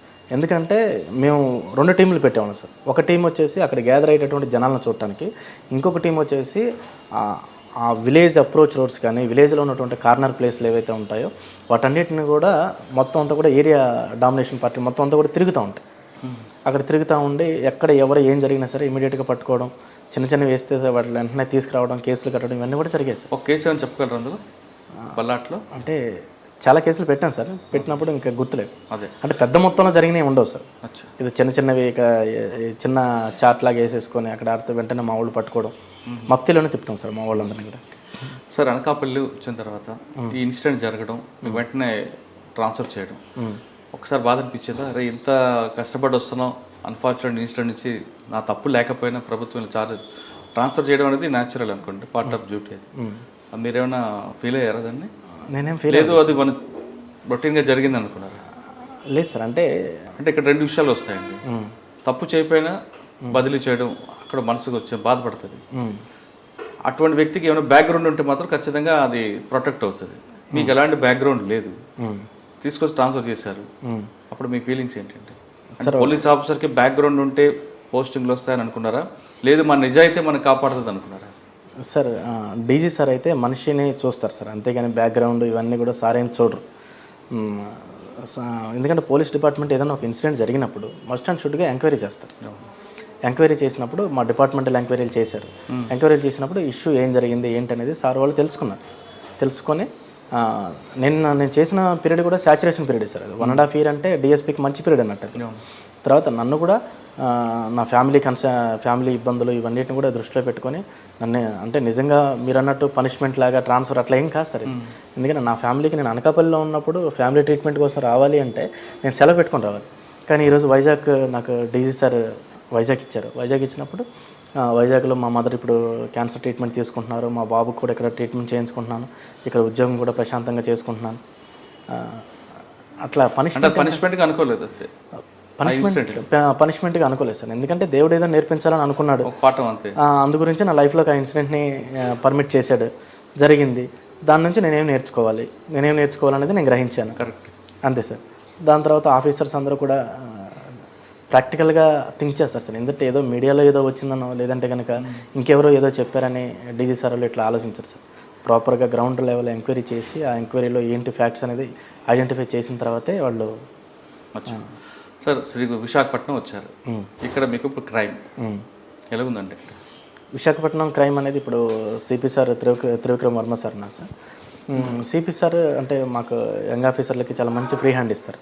మీరు క్రైమ్కి ఎంత కష్టపడితే అంత రిజల్ట్ ఉంటుంది. తర్వాత జనాలకి అవేర్నెస్ ఇవ్వాలి, తర్వాత మీ విజిబిలిటీ ఎక్కువ ఉండాలి. సిటీస్లో పోలీసు విజిబిలిటీ ఉంటే దొంగలకి కొంచెం భయం ఉంటుంది. నెక్స్ట్ వచ్చేసి సీసీ కెమెరాస్ కానీ, తర్వాత ఏమంటారు సర్ప్రైజ్ చెక్కింగ్స్, ఇటువంటి అన్నిటి కూడా, తర్వాత అవేర్నెస్ క్యాంపులు, ప్రతిదీ కూడా చాలా బాగుంది సార్. విశాఖపట్నం సిసిఎస్లో పెండెన్స్ ఎంత ఉండదు? ఇంకా ఆ స్టాటిస్టిక్స్ అన్ని నేను రెడీగా. ఓకే, ప్రాపర్టీ అఫైర్స్ ఎక్కువ ఉంటాయా? ప్రాపర్టీ అఫెన్సెస్ అనేవి నార్మల్గా జరుగుతూ ఉంటాయి సార్. ఎందుకంటే అంటే మీ సబ్ డివిజన్లో ఏ పోలీస్ స్టేషన్ ఎక్కువ జరుగుతాయి? ప్రాపర్టీ అఫెన్సెస్ అనేవి ఇప్పుడు గాజువాక లిమిట్స్లో కొంచెం జరుగుతూ ఉంటాయి. ఎందుకంటే అక్కడ ఈ స్క్రాప్కి సంబంధించినటువంటి స్టీల్ ప్లాంట్, తర్వాత ఈ హార్బర్ ఇటువంటివన్నీ ఉండడం వల్ల, తర్వాత ఆటో నగర్ ఒకటి ఉండటం, అక్కడ వేస్ట్ మెటీరియల్ ఉండటం, ఈ స్క్రాప్ చిన్న చిన్న స్క్రాప్ దొంగతనం జరుగుతాయి. మేజర్ ఇష్యూస్ అనేది లేవు సార్, ఎందుకంటే పోలీస్ చాలా యాక్టివ్గా ఉన్నారు. ఇంక మీకు ఇక్కడ బాగా మెమరబుల్ ఏమున్నాయండి? ఇక్కడ మెమరబుల్ అంటే సిటీ పోలీసింగ్ ఎప్పుడు కూడా ఛాలెంజింగ్ సార్. ఎందుకంటే ఇప్పుడు రూరల్లో ఎన్విరాన్మెంట్కి సిటీ ఎన్విరాన్మెంట్కి తేడా ఏంటంటే సార్, రూరల్లో ఎవరైనా ఒక పర్సన్ ఎంటర్ అవ్వగానే ఎవరో కొత్త పర్సన్ వచ్చారని చెప్పేసి అందరూ డిస్కషన్స్ జరుగుతాయి. తెలియని పర్సన్ కనబడితే ఎవరమ్మా నువ్వు, ఎవరు కావాలి నీకు, ఎందుకు వచ్చావు అని చెప్పేసి అడుగుతారు. సిటీస్లో ఇక్కడ ఎవరిని పట్టించుకోరు. కాబట్టి ఇంకొకటి ఏంటంటే ఇక్కడ రైల్వే స్టేషన్స్ కానీ, ఎయిర్పోర్ట్లు కానీ, తర్వాత ఇంత ఎక్కువ బిజినెస్ ఇదంతా కూడా ఉండడం వల్ల నార్మల్గా వచ్చే జనాలు ఎక్కువగా ఉంటారు. టూరిజం పర్పస్ కూడా వస్తూ ఉంటారు. వచ్చేసి ఇంకా వాళ్ళ మైండ్ సెట్ని బట్టి అప్పటికప్పుడు ప్రొవకేటివ్గా దొంగతనాలు చేసేవాళ్ళు, ఇవన్నీ కూడా ఉంటాయి సార్. బట్ పోలీస్ అయితే బాగా యాక్టివ్ అయ్యారు సార్. సిపి సార్ ప్రతిరోజు ప్రాపర్ ఇన్స్ట్రక్షన్స్తో ప్రతిరోజు యాక్టివేట్ చేస్తూనే ఉంటారు సార్. గాజువాకలో అయితే విజిబుల్ పోలీసింగ్ ఉంది. గాజువాకనే నాకు గాజువాక, పెందుర్తి, గోపాలపట్నం, తర్వాత steel plant, harbour, airport, Kancharapalem, ఈ ఏరియాస్ అన్నీ కూడా నాకు వస్తాయి. అంటే క్రైమ్కి జోన్ 2. ఇక్కడ క్రైమ్ కంట్రోల్కి సిపి గారు ఎలాంటి గైడెన్స్ ఇస్తున్నారండి?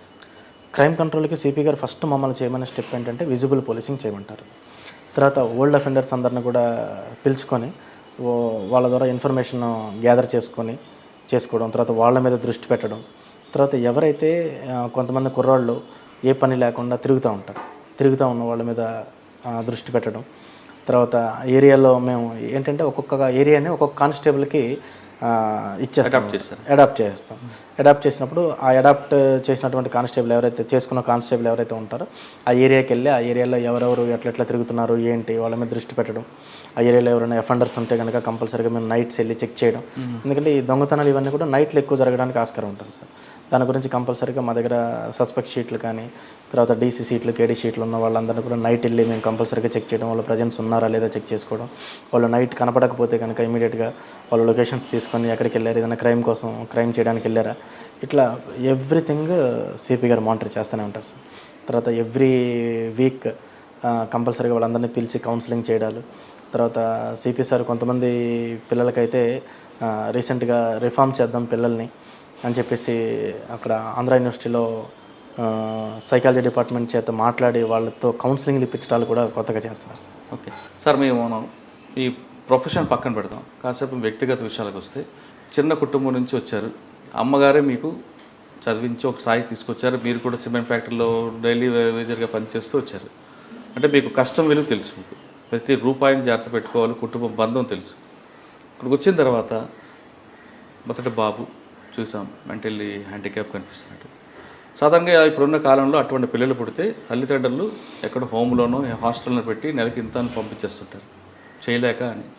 కానీ మీరు బాబుని మీతోనే తీసుకెళ్తున్నారు, ఆయన బాగోగులు చూస్తున్నారు, మీరు మీ వైఫ్. మరోవైపు మీ తల్లి క్యాన్సర్. అటు తల్లిని ఎక్కడ హాస్పిటల్లో పెట్టకుండా ఆమెని ఇంట్లో పెట్టుకొని, ఈ అబ్బాయిని ఇంట్లో పెట్టుకొని, ఇటు తల్లిని కాదనక ఇటు కొడుకుని చూసుకోలేక ఇద్దరికి సర్వీస్ చేసుకుంటూ ఉద్యోగం ఎలా చేస్తున్నారు? పోలీస్ డిపార్ట్మెంట్ నేను పర్సనల్గా ఫీల్ అయ్యేది ఏంటంటే సార్, ఒక పోలీస్గా ఎప్పుడైతే మనకి కంప్లైనెంట్ మన దగ్గరికి వస్తాడో, మన దగ్గరికి వచ్చినప్పుడు వాళ్ళకి ఏదైనా ఇబ్బంది ఉన్నప్పుడే మా దగ్గరికి వస్తారు సార్. నార్మల్ సందర్భాల్లో పోలీసులను ఎవరు కలవరు, సాధారణంగా కలవరు. నార్మల్గా కొంచెం పరిచయం ఉన్న వాళ్ళు కలుస్తారేమో. వచ్చినప్పుడు వాళ్ళు ఏదో బాధతో వచ్చినప్పుడు ఫస్ట్ వాళ్ళని వినగలగాల, వాళ్ళ బాధను అర్థం చేసుకోవాలా, అర్థం చేసుకున్న బాధనే ఫీల్ అవ్వాలి. అంటే ఇప్పుడు సపోజ్ నేను ఇప్పుడు క్రైమ్లో ఉన్నాను సార్, క్రైమ్లో ఉన్నప్పుడు ఒక దొంగతనం మా ఇంట్లో జరిగిందని చెప్పేసి మా దగ్గరికి వచ్చినప్పుడు ఇదే దొంగతనం నా ఇంట్లో జరిగితే నేను ఎలా బాధపడతాను అని ఒక్కసారి కనుక వాళ్ళ ప్లేస్లో ఉండి మనం ఆలోచిస్తే మస్ట్ అండ్ షుడ్గా వాళ్ళ యొక్క బాధ తీర్చాలనేటటువంటి కసి మనసులో పెరిగిపోతుంది సార్. మేబీ అది నాకు మా అబ్బాయి ద్వారా, మా అమ్మ ద్వారా కానీ ఇటువంటి స్ట్రగుల్స్ ఫేస్ చేయడం వల్ల వచ్చింది. నేను హ్యాపీగా ఫీల్ అవుతాను సార్. ఎందుకంటే మా అబ్బాయిని చూసినప్పుడు కొన్నిసార్లు ట్రై చేస్తూ ఉంటాం. నేను మా వైఫ్ కళ్ళు మూసుకొని ఒక 10 నిమిషాలు నడిస్తే ఎట్లా ఉంటుంది, కళ్ళు మూసుకొని ఒక 10 నిమిషాలు ఉంటే ఎలా ఉంటుంది అనే అది చూసినప్పుడు చాలా బాధ అనిపించింది. అంటే మేము 10 నిమిషాలు కూడా కళ్ళు మూసుకొని సర్వైవ్ అవ్వలేకపోతున్నాం, కానీ బాబుకి కళ్ళు లేకుండా ఎట్లా సర్వైవ్ అవుతున్నాడు. కాబట్టి అంటే ఈ బాబుకి మన కేర్ చాలా అవసరం. ఎందుకంటే స్పెషల్లీ నీడెడ్ పీపుల్ ఎవరైతే ఉంటారో పేరెంట్స్ అనేది నార్మల్ చిల్డ్రన్ కన్నా ఇట్లా స్పెషల్లీ ఏబుల్డ్ ఎవరైతే ఉన్నారో వాళ్ళకే ఎక్కువ అవసరం సార్. ఎందుకంటే నార్మల్ చిల్డ్రన్స్ వదిలేసినా వాళ్ళు ఏదో రకంగా బతుకుతారు. కానీ ఇటువంటి పిల్లలకి ఇప్పుడు మా బాబే ఉన్నాడు, మేము వదిలేస్తే తన ఫుడ్ తినలేడు, మేము వదిలేస్తే తన నార్మల్గా కాలకృత్యాలకు కూడా వెళ్ళలేడు, మేము వదిలేస్తే తను అసలు మా అమ్మ వాయిస్ మా నాన్న వాయిస్ వినపడట్లేదేంటి, ఆ ప్రేమ కనీసం కళ్ళు లేకపోయినా ఆ చెవులకైనా ఆ ఎఫెక్షన్ అనేది టచ్ అవ్వాలని చెప్పేసి మేము ఆలోచిస్తూ ఉంటాం. ఆలోచించినప్పుడు అట్లా తనని ఇప్పుడు తనకి 11th ఇయర్స్ ఆ బాబుకి 11 years నుంచి కూడా అంటే చాలా ప్రేమగా చూసుకుంటాం. ఎందుకంటే మా బాబు మాకే కష్టం అయిపోతే ఇంకెవరు ఆ బాబుని రిసీవ్ చేసుకోగలరు. తర్వాత ఇంకొకటి, మా వల్ల భూమి మీదకి వచ్చిన అబ్బాయి, మేము తీసుకొచ్చిన అబ్బాయి, అటువంటి అబ్బాయిని మేమే ఎట్లా వదిలేయాలి? అది నా బాధ్యత. హీజ్ మై సన్ అంతే. విశాఖపట్నం ఏసీపీ సునీల్ కుమార్ గారు భార్య ప్రస్తుతం అంతా జాయిన్ అయ్యారు. ఆమెను అడిగి వాళ్ళిద్దరి మధ్యన ప్రేమ ఎలా పుట్టింది, తర్వాత జరిగిన పరిణామాలు, ఒక తల్లిగా కొడుకు పట్ల చేస్తున్న సేవ ఏంటో ఆమె అడిగి తెలుసుకుందాం. నమస్తే అమ్మ. నమస్తే అండి. కింద స్థాయి నుంచి వచ్చారు ఆయన, మీ ఊరే తెలిసి ఉండొచ్చు. కింద నుంచి కష్టపడి ఈ స్థాయికి వచ్చారు. మధ్యలోనే మీ ఇద్దరి మధ్యన ప్రేమ, మీరు ముందు ఆయన చెప్పారా లేదు మీరు చెప్పారా? మీ ఇద్దరి మధ్య పరిచయం ఎక్కడ ఏర్పడింది? ప్రపోజ్ చేయడం అంటే ఏమీ లేదు సార్. నార్మల్గా సారు, మా తమ్ముడు 8th class నాగార్జున స్కూల్ అని అక్కడ ఒక ప్రైవేట్ స్కూల్లో చదివేవాడు. తమ్ముడిని ఒకరోజు సార్ కొట్టారు. సార్ అక్కడ పార్ట్ టైంకి జాబ్ చేస్తుండేవాళ్ళు. అయితే తమ్ముడు స్కూల్కి వెళ్ళను అయ్యి అని చెప్పేసి మారం చేసి ఇంటి దగ్గర ఉన్నాడు సార్. అప్పుడు నేను ఇంటర్మీడియట్ జాయిన్ అయ్యాను అక్కడ జగ్గిపేట. అయితే ఎవరు కొట్టింది అనేసి నేను అడుగుతాను అని చెప్పేసి స్కూల్ దగ్గరకు వచ్చాను సార్. వస్తే స్కూల్ దగ్గరే క్లోజ్ అయిపోయింది లంచ్ అవర్. స్కూల్ క్లోజ్ చేశారు, గేట్లన్నీ లాక్ చేసేసారు. ఇంకా లంచ్ టైం 2 ఎంతో అయింది సార్. అప్పుడు ఇంకా నేను తమ్ముడు వెళ్ళను అంటుంటే ఎగ్జామ్స్ ఉన్నాయి తమ్ముడికి, జస్ట్ ఒకసారి కనుక్కుందా నేను చెబుతాను రాని వస్తే అప్పుడు సారు బైసికల్ మీద వస్తున్నారు. నేను ఎవరో స్టూడెంట్ అనుకొని ఇక్కడ సునీల్ సార్ అంటే ఎవరండి అని అడిగాను. ఏమో నాకు తెలీదు అన్నారు. అంటే ఇంకా ఎవరు ఒకసారి తమ్ముడు భయపడిపోతున్నారు, 2-3 days నుంచి ఇంకా స్కూల్కి వెళ్ళట్లేదు అనేసి ఇంకా ఒకసారి నేను వెళ్ళేసి అడుగుతాను అని చెప్పేసి వెళ్ళాను. వెళ్ళగానే సారు మళ్ళీ లోన కనిపించారు నాకు ఆఫీస్ రూమ్ దగ్గర. సార్ బాబు ఇక్కడ సునీల్ సార్ అంటే ఎవరమ్మా అని అడిగాను. అంటే ఇంకా సారు పైన ఉన్నారు క్లాస్ రూమ్లో అని చెప్పారు. అవునా అని చెప్పేసి క్లాస్ రూమ్లోకి వెళ్ళాను డైరెక్ట్గా. సార్ అప్పుడు వాళ్ళకి టీచ్ చేస్తూ ఉన్నారు, సబ్జెక్ట్ ఏదో ఎక్స్ప్లెయిన్ చేస్తుంటే నేను అక్కడికి వెళ్ళేసి పిల్లలు, నాకు తెలిసిన పిల్లలు చాలామంది ఉన్నారు అక్కడ. అక్క గోపి వాళ్ళ తమ్ముడు వచ్చారు సార్, గోపి వాళ్ళ అక్క వచ్చారని చెప్పేసి వాళ్ళు పిలుస్తున్నారు. జస్ట్ పిలుస్తుంటే సార్ ఉన్నారు అక్కడ. మీరెవరు అంటే సునీల్ సార్ మేడం అని చెప్పేసి వాళ్ళు అన్నారు. అక్క సునీల్ సారే తను అంటే అవునా అనేసి ఇంక నేను కోపంగా, ఎందుకండి బాబుని అలా కొట్టారు, ఏదైనా ప్రాబ్లం ఉంటే చెప్పాలి కదా, కోతలు పడిపోయినాయి అని చెప్పేసి అన్నారు. అన్న తర్వాత సారు నేను కొట్టలేదు, నేను కాదు సునీల్ సార్ అంటున్నారు. వీళ్ళు సారే సునీల్ సార్ అంటున్నారు. ఇక నేను కోపంగా వచ్చేసాను. వచ్చిన తర్వాత నాది అప్పుడు DMLT ల్యాబ్ టెక్నీషియన్ కంప్లీట్ అయిపోయింది. కంప్లీట్ అయిపోతే నేను దానికి సంబంధించి ప్రాక్టీస్ వాటికి సంబంధించి నేను అవి తీసుకుంటున్నాను. ఇంకా సార్ అలా వచ్చేవాళ్ళు, అలా చూస్తుంటే ఒకసారి మీరు స్కూల్కి వచ్చి సునీల్ నువ్వు అంటే ఎందుకు కాదన్నారు? అంటే నేను అప్పుడు స్కూల్లో టీచర్ సార్. టీచర్ అయితే తను వచ్చేసి ఏ బాబు సునీల్ సార్ ఎవరని చెప్పేసి అడిగింది. అంటే నేను టీచర్ ఏంటి, నేను బాబు అంటే నన్ను కూడా స్టూడెంట్ అనుకుందని సార్ పైన ఉన్నారని చెప్పి అప్పటి నుంచి ఇంకా 2-3 times సార్ నాకు కనిపిస్తూ ఉండేవాళ్ళు, ఫాలో అయినట్లుగా అట్లా అనిపించారు.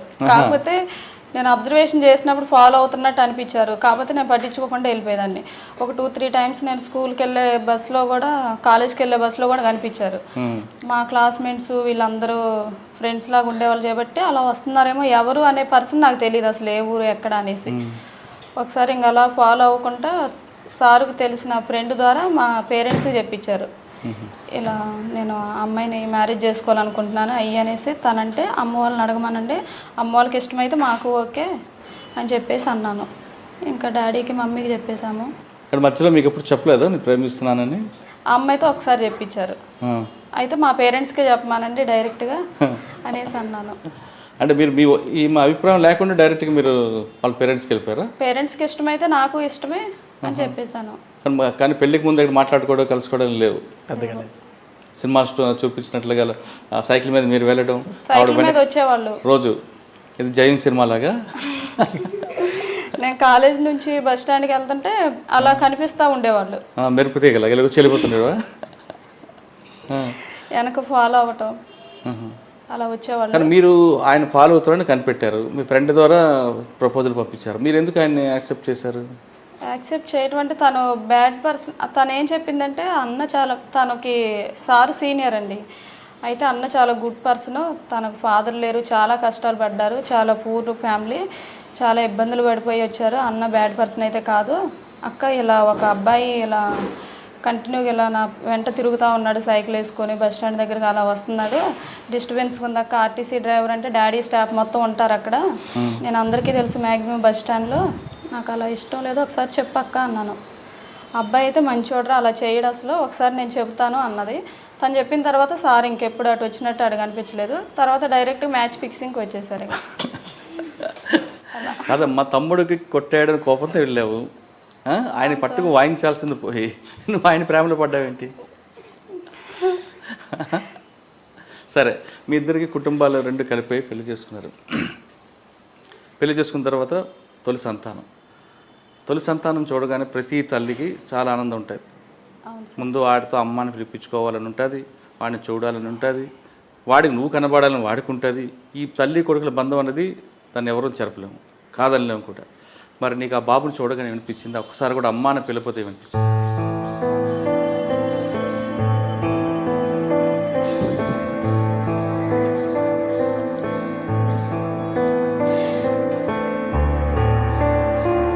అమ్మ నేను ఏడిపించాలని గుర్తు చేయాలని కాదు, మిగతా వాళ్ళు చాలామంది తల్లులు ఏం చేస్తున్నారంటే అటువంటి పిల్లల్ని హాస్టల్స్లోనో లేదా ఎవరికో దత్తత చెల్లిపోతున్న కాలంలో నువ్వు ఇంకా ఆ బాబుని చక్కగా చూసుకుంటున్నావు అంటే నీ తల్లి ప్రేమ, నీ పేగు బంధం అనేది దాని విలువ కట్టలేదన్నమాట. అటువంటి వాళ్ళకి మెసేజ్ ఇవ్వడానికే నిన్ను అడిగాను తప్ప నిన్ను ఏడిపించాలని, నీ కంట కన్నీరు చూడాలని మాత్రం కాదు.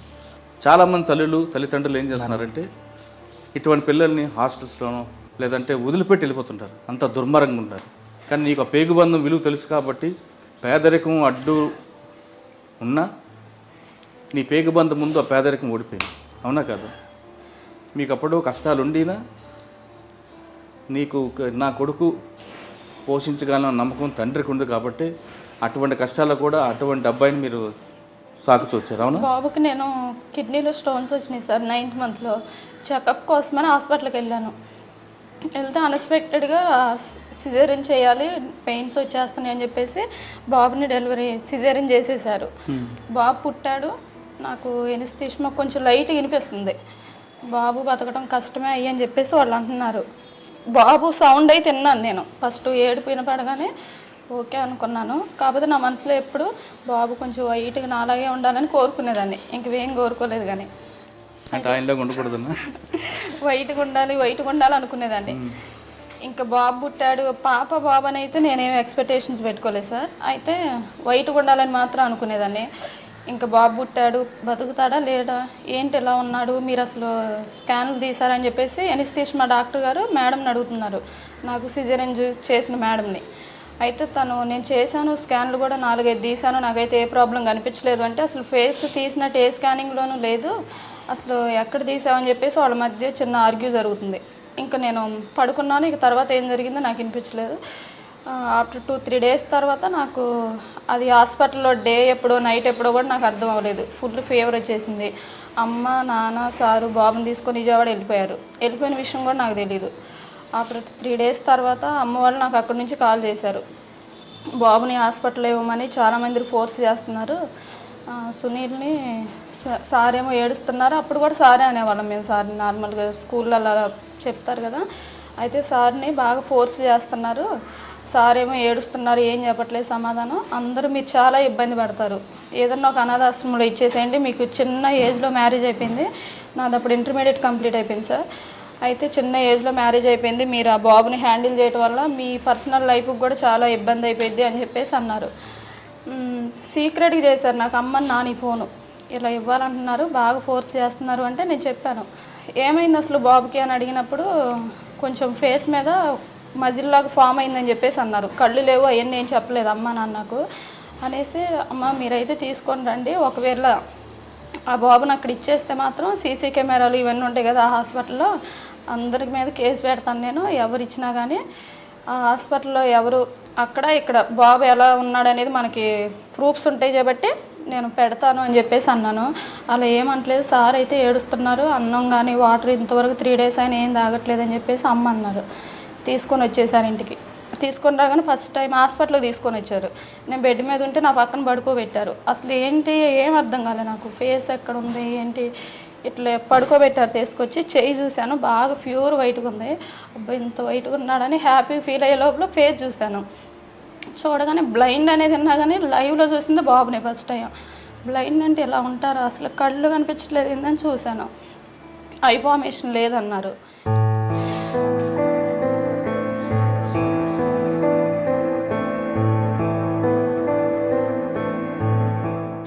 ఇంకా చాలామంది ఒక వేలల్లో వచ్చారు జనాలు చూడటానికి. ఇట్లా ఆంజనేయ స్వామి రూపంలో ఉన్నాడు అనేసి బాగా చూడటానికి ఎక్కువ మంది వచ్చేసి, వద్దమ్మా మీరు చాదలేరు, ఇచ్చేసేయండి అన్నారు.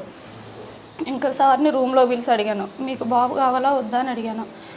వీళ్ళ ఫ్రెండ్స్ చాలామంది ఫోర్స్ చేస్తున్నారు, వద్దురా నీకు నువ్వు అసలు హ్యాండిల్ చేయలేవు ఆ పిల్లోడిని, అనాథాశ్రమాలు ఉన్నది ఎందుకు, అలాంటి పిల్లలకే కోసం, అలాంటి పిల్లల కోసమే కదా, చాలామంది రిచ్ పీపుల్సే ఇస్తున్నారు, వాడి పొజిషన్లో ఉండి ఎలా హ్యాండిల్ చేయగలుగుతారు బాబుని, నువ్వు కూడా హ్యాండిల్ చేయలేవు, మీకు చాలా ఇబ్బంది అయిపోయింది అని చెప్పేసి అన్నారు. సరే ఏ ఇబ్బంది అయినా నేను హ్యాండిల్ చేస్తాను, సునీల్ వద్దు అని ఒక మాట చెప్తే చాలు, బాబుని తీసుకొని మా ఇంటికి వెళ్ళిపోతాను అంతే, ఇంకా నేను ఎవరు చెప్పినా కానీ నాకు అవసరం లేదు అని చెప్పేసి సార్ని పిలిచి అడిగాను. అడిగితే సారు ఏడ్చారు. నీకు కావాలా వద్దా అని చెప్పేసి అడిగితే నీకు అని అడిగారు. నాకైతే కావాలి, మీకు వద్దంటే మీరు చెప్పండి, అందరు నన్ను ప్రెజర్ పెడుతున్నారు బాగా, వద్దు వద్దు అనేసి. ప్రతి ఒక్కళ్ళు హాస్పిటల్లో వచ్చి అదే వాళ్ళు ఏంటంటే నా మంచి కోసం వాళ్ళు ఆలోచిస్తున్నారు. నేను అన్నాక అనాథాశ్రమంలో ఎవరు చేస్తారు ఆ బాబుని అని అడిగాను. సిస్టర్స్ అన్నారు.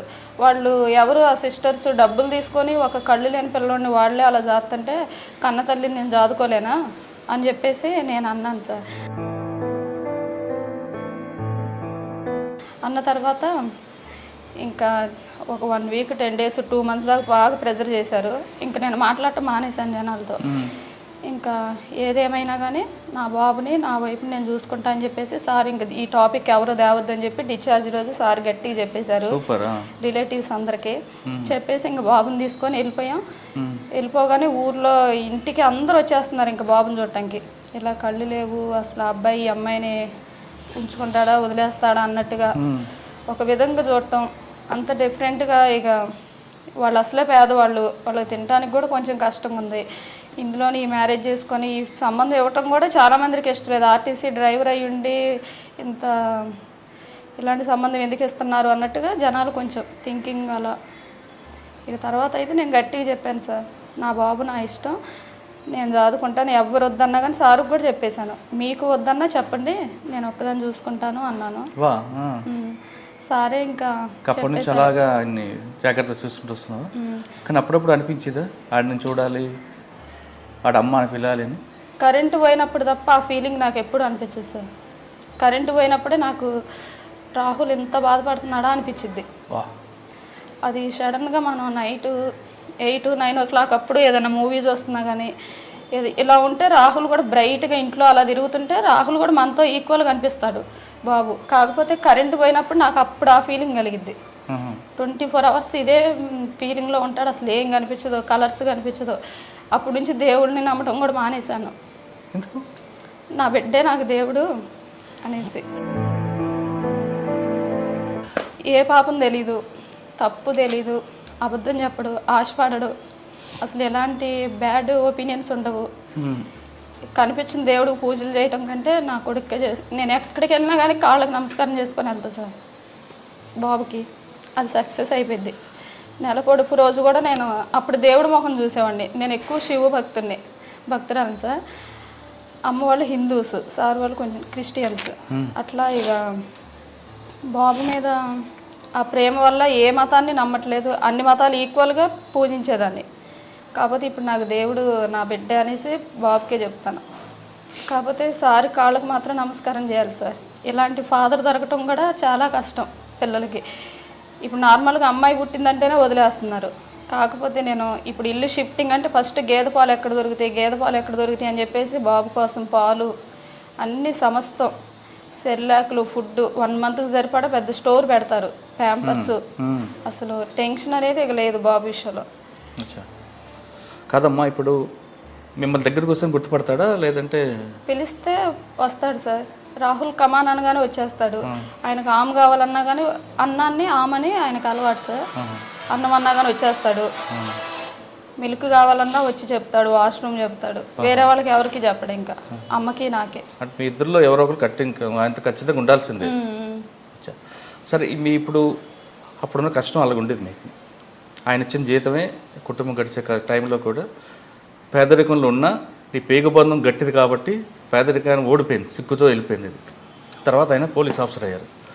అప్పుడు మీ పరిస్థితి ఎలా మారింది, జీవన విధానం? సార్ నార్మల్గా పోలీస్ ఆఫీసర్ అవ్వకముందు స్టడీకి వెళ్ళినప్పుడు కూడా నేను మా పేరెంట్స్ దగ్గర ఉన్నా సార్. అమ్మ నాన్న మమ్మల్ని కంప్లీట్గా టేక్ కేర్ చేశారు వాళ్ళు. మాకైతే ఎటువంటి ఇబ్బంది లేదు. అమ్మ నాన్న అలాంటి పేరెంట్స్ దొరకడం కూడా నా అదృష్టం. నేను ఒక 6 ఇయర్స్ 7 ఇయర్స్ వరకు బాబు గురించి నాకు ఎటువంటి ప్రెజర్ లేదు, ఎటువంటి స్టెయిన్ అవడానికి కూడా లేదు. అమ్మ నాన్న కంప్లీట్గా హ్యాండిల్ చేసేవాళ్ళు, కంప్లీట్గా అమ్మే చూసుకునేవాళ్ళు. నాన్న బాబుకి కావాల్సింది తీసుకొచ్చేవాళ్ళు. సార్ను కూడా ఇబ్బంది పెట్టకుండా చదువుకునేటప్పుడు సార్ హెచ్వైడీలో 2 ఇయర్స్ ప్రిపేర్ అయ్యారు. ఇంకా అందువల్ల మాకు ఎటువంటి ఇబ్బంది అనిపించలేదు. మీకు ఆ కష్టాలు అలా కొనసాగుతున్న టైంలో వీడు పుట్టాడు. అవును సార్. వీడు పుట్టగానే మీ ఆనందం ఏమొచ్చింది? చిన్న బాబు పుట్టినప్పుడే సార్. అంటే నేను ఫస్ట్ అయితే ఐ ఫార్మేషన్ ఉందా లేదా అని అడిగాను సార్. అచ్చా. బాబుకి కూడా నేను విజయవాడ రెయిన్బోలో స్కాన్ చూపించాను. చూపిస్తే వాళ్ళకి ఎప్పుడు నేను అదే అడిగాను. 3-4 టైమ్స్ తీపిచ్చాము. ఐ ఫార్మేషన్ ఉందా అని అడిగినప్పుడు డాక్టర్ గారు నన్ను తిట్టారనమాట. ఎందుకమ్మా ఊరిగా ఐ ఫార్మేషన్ అంటున్నావు, కన్సీవ్తో ఉన్నప్పుడు అలా స్టెయిన్గా ఫీల్ అవ్వకూడదు, హై బీపీ అలాంటివి వస్తే ఏంటి ఐ ఫార్మేషన్ అని ఐస్ మాత్రం అడుగుతున్నారు ఏంటంటే, పెద్ద బాబుకి ఎలా ఉంది మేడం, అందుకనే నాకు అదొక్కటే భయము, బాడీలో ఇంటర్నల్గా అన్ని ఆర్గాన్స్ ఫామ్ అయినట్టేనా అని అడిగాను. అంతా బాగుంది, ప్రాబ్లం ఏం లేదు. ఐ ఫార్మేషన్ అయితే ఉంది, పెద్ద బాబుకి ఐస్ లేవన్నారు కాబట్టి చిన్న బాబు పుట్టిన తర్వాత అది చూపు అనేది ఉండదు, పుట్టిన తర్వాతే చెబుతాము, ఇప్పటివరకు అయితే ఆ టెక్నాలజీ డెవలప్ లేదు, మేము చెప్పలేము అన్నారు. ఇంకా అప్పటి నుంచి నాకు అదొక టెన్షన్ ఉండేది లోన. ఇంకా బాబు పుట్టిన తర్వాత ఐస్ ఫామ్ అయిందా లేదా అని చెప్పేసి అడిగాను. ఉంది అన్నారు. ఇంకా చూసినప్పుడు బాబు అయితే కొంచెం లైట్ బ్లూ కలర్లో అనిపించారు. ఆయన క్రిష్ అని పెట్టాము ఇంక పేరు. మరి వాడు మీ కలర్ కాకుండా వేరే కలర్ వచ్చాడు కదా, కోపం రాలేదా? ఇంకా కలర్ మీద లేదు సార్. వాడు నేను చూసి ఫస్ట్ టైం అమ్మ అని పిలిచినప్పుడు ఏమనుకుంది ఫీలింగ్స్? చిన్న బాబా సార్. పెద్ద బాబు ఫస్ట్ పిలిచిన పదం అదే సార్, అమ్మాయి. అమ్మనే పిలుస్తాడు, ఇప్పటికే పిలుస్తానే ఉంటాడు. అమ్మ అమ్మమ్మ, అప్పుడప్పుడు నాన్న అంటాడు. ఓహో. అంటే వీడితో ఇప్పుడు వాడితో ఉన్న ఎఫెక్షన్, ఆ ఫీలింగ్ అయితే నాకు లేదు సార్. ఇద్దరి విషయంలో తేడా అనేది అసలు లేదు. ఇద్దరిని 2 కళ్ళుగా చూసుకుంటున్నాం. సరే అమ్మా, పోలీస్ ఆఫీసర్ అయ్యారు, కష్టాలన్నీ దేవుడు పక్కన పెట్టి ఆయన మంచి ఉద్యోగం ఇచ్చాడు. అనకాపల్లి, కడప లాంటి చేసి అనకాపల్లి వచ్చారు. అనకాపల్లిలో చిన్న డిస్టర్బెన్స్ వచ్చినప్పుడు మళ్ళీ మీరు వెనక్కి వెళ్ళినట్టు అనిపించిందా? లేదు, ఈ కష్టాలు మనకి ఇచ్చాడు, మళ్ళీ దీన్ని మనం ముందుకు వెళ్దాం అని ధైర్యం తెచ్చుకున్నారు? దాని గురించి అయితే నేను ఇది కావాలని చేశారేమో అని నా ఇన్నర్ ఫీలింగ్ సార్. నేనైతే అక్కడ చూశానుగా, సారు చాలా సిన్సియర్గా చేశారు డ్యూటీ. ఇప్పుడు సిసిఎస్లో పనిచేస్తున్నారు. సిసిఎస్లో విజిబుల్ పోలీసింగ్కి ప్రయారిటీ ఇస్తున్నారు, ప్రాపర్టీ కేసులో పెడుతున్నారు. ఫైనల్గా చెప్పండి, విశాఖపట్నం మీ ఉన్న ఏరియాలో దొంగతనాలు జరగకుండా అంటే ఎవరి తరం ఆపడం ఎవరి తరం కాదు, ప్రజల వైపు నుంచి మీకు ఎలాంటి సహకారం కావాలి? ప్రజల వైపు నుంచి సహకారం ఒకటే సార్. ఎందుకంటే మేము ఎక్కువ దొంగతనాలు జరిగినప్పుడు అబ్జర్వ్ చేసేది ఒకటే సార్, ఇంటికి తాళం వేస్తారు, తాళం ఎక్కడో షూలోనో చెప్పుల్లోనో చెప్పుల స్టాండ్లోనో పెట్టేసి వెళ్ళిపోతారు.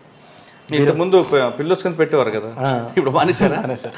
తర్వాత బీరువా తాళం వేస్తారు. బీరువా తాళం కూడా బీరువా పక్కనే ఉన్నటువంటి హ్యాంగర్కి తగిలిస్తారు. ఈజీగా ఉండండి దొంగకి. కొన్నిసార్లు అయితే బీరువాకే పెట్టేస్తారు.